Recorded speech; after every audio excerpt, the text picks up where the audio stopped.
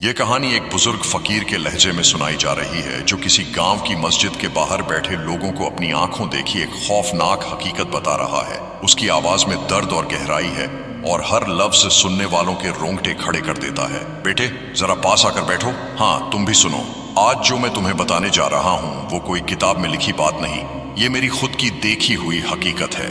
बात कोई 30 साल पुरानी है, जब मैं एक और गांव में रहता था। उस गांव में एक आदमी था, नाम था असगर। बहुत ही जालिम, बेईमान और खुदगर्ज, किसी गरीब को एक रोटी तक नहीं देता था। अल्लाह का नाम लेना तो दूर, मस्जिद की तरफ देखता भी नहीं था। उसके मुंह से हमेशा गालियां निकलती, माँ बाप को भी ताने मारता, बीवी बच्चों को मारता पीटता। हर बुरी आदत उसमें थी, चोरी, सूदखोरी, झूठ, फरेब। गांव के लोग उससे नफरत करते थे, लेकिन डर के मारे कोई कुछ कहता नहीं था। फिर एक दिन अचानक खबर आई कि असगर मर गया। कहते हैं रात को खाना खाकर सोया और फिर कभी नहीं उठा। कोई कहता है कि उसके चेहरे पर एक अजीब सा खौफ जमा हुआ था, जैसे मरते वक्त उसने कुछ भयानक देख लिया हो। खैर, लोगों ने उसकी लाश को कब्रिस्तान में ले जाकर दफना दिया, लेकिन असली कहानी तो उसके बाद शुरू हुई। पहली ही रात गांव में अजीब अजीब बातें होने लगी।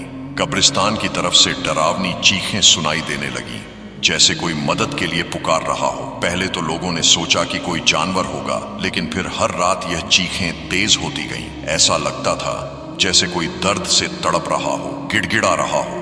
गांव के कुछ बहादुर लोगों ने तय किया कि जाकर देखें कि माजरा क्या है। जब वे कब्रिस्तान पहुंचे तो उनके पैरों तले जमीन खिसक गई। असगर की कब्र से धुआं निकल रहा था और मिट्टी अपने आप हिल रही थी, जैसे कोई अंदर से बाहर आने की कोशिश कर रहा हो। सबके रोंगटे खड़े हो गए। कुछ लोग डर कर भाग गए, लेकिन कुछ बुजुर्गों ने हिम्मत दिखाई। गांव के मौलवी साहब को बुलाया गया। उन्होंने कुरान शरीफ की तिलावत शुरू की और तभी कब्र के अंदर से एक भयानक चीख सुनाई दी, इतनी खौफनाक कि सुनने वाले के कलेजे कांप जाए। मौलवी साहब समझ गए कि यह अजाबे कब्र का अजाब है। उन्होंने सबको समझाया कि असगर की जिंदगी में किए गए गुनाहों की वजह से उसकी रूह अब तकलीफ में है। उस रात के बाद गांव वालों की जिंदगी ही बदल गई। लोग नमाज पढ़ने लगे, बुराइयों से तौबा करने लगे। लेकिन सबसे ज्यादा सबक मिला उन लोगों को जो सोचते थे कि मरने के बाद कुछ नहीं होता। बेटे ये कोई कहानी नहीं, यह एक सच्चाई है। कब्र का अजाब हकीकत है और ये उसी के लिए है जो अपनी जिंदगी में बुराई से तौबा नहीं करता।